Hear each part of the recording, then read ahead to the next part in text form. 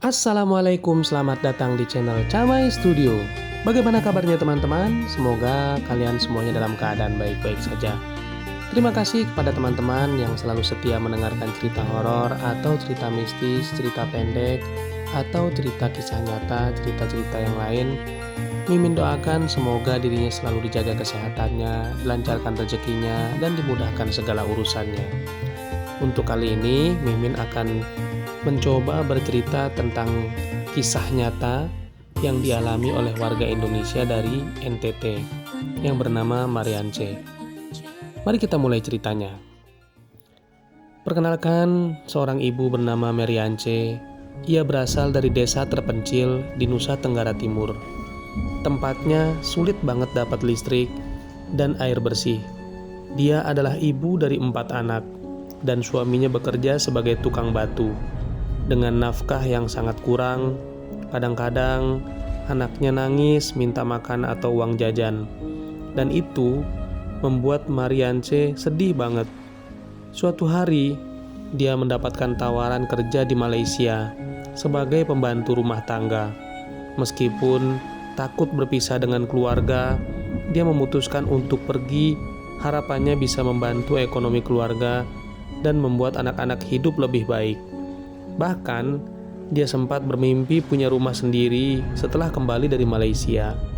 Saat dia sampai di Kupang untuk direkrut, pihak perekrut malah membujuknya untuk pergi ke Malaysia tanpa dokumen yang lengkap. Mereka bilang, gampang aja, nanti akan dibantu urusnya. Mariance yang tidak tahu apa-apa pun setuju, karena dia hanya berpikir tentang anak-anaknya. Setelah itu, dia dibawa ke Malaysia dan diberikan ke majikannya yang bernama Ong Suping Sarene. Awalnya, Mariance berpikir kerjaannya cuma membersihkan rumah, memasak, dan mengurus keperluan majikan. Tapi ternyata kehidupannya di sana seperti di neraka. Setiap pagi, dia harus bangun jam 4 pagi dan bekerja sampai larut malam tanpa istirahat yang cukup. Majikannya sering menyiksanya, dipukul dengan tongkat, dilempari barang, bahkan dicemplungkan ke dalam bak air dingin saat hujan. Wajahnya jadi hitam dan bengkak, hampir sekujur tubuhnya penuh luka. Suatu hari, Mariance coba melarikan diri, tapi dia tidak tahu jalan dan akhirnya ketahuan oleh majikannya. Akibatnya, penyiksaan makin parah. Dia hampir putus asa, tapi selalu ingat wajah anak-anaknya. Aku harus bertahan untuk mereka. Itu yang selalu dia katakan di dalam hati. Selama 8 bulan, Mariance hidup dalam ketakutan.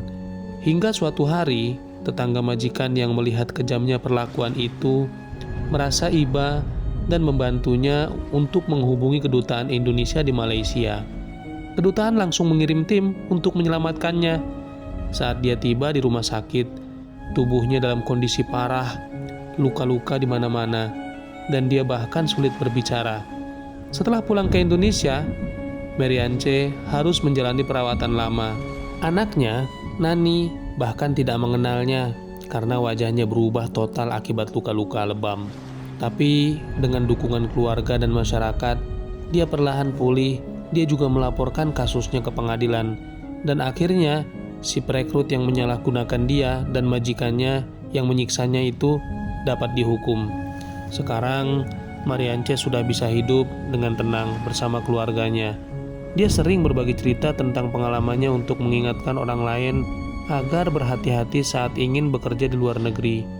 Dia juga berharap pemerintah bisa lebih melindungi lagi pekerja migran, agar tidak ada lagi yang mengalami kesedihan seperti dia. Ia sangat betul-betul mengingat kejadian di tahun 2018, menjadi sebuah pengalaman dan pelajaran untuk dirinya. Bahkan, ia akan mengingatkan kepada siapa saja yang ingin bekerja ke luar negeri. Dan berita terbarunya tentang kasus hukumnya di pengadilan Malaysia pada bulan Juli tahun 2024, majikannya dinyatakan bersalah atas tuduhan perdagangan manusia, human trafficking, dan pelanggaran keimigrasian. Meskipun tuduhan penganiayaan dan pencobaan pembunuhan dibatalkan karena kurangnya bukti, pemerintah Indonesia juga masih mendorong agar ada upaya banding untuk mendapatkan keadilan yang lebih maksimal bagi dia. Semoga kejadian ini menjadi pelajaran buat kita bagi yang ingin bekerja ke luar negeri untuk lebih berhati-hati lagi dalam menyeleksi. Terima kasih kepada teman-teman yang sudah mendengarkan cerita ini sampai selesai. Dan yang baru bergabung, jangan lupa untuk like, subscribe, serta meninggalkan komentarnya agar tidak tertinggal video terbaru. Sekian dari saya, wassalamualaikum warahmatullahi wabarakatuh.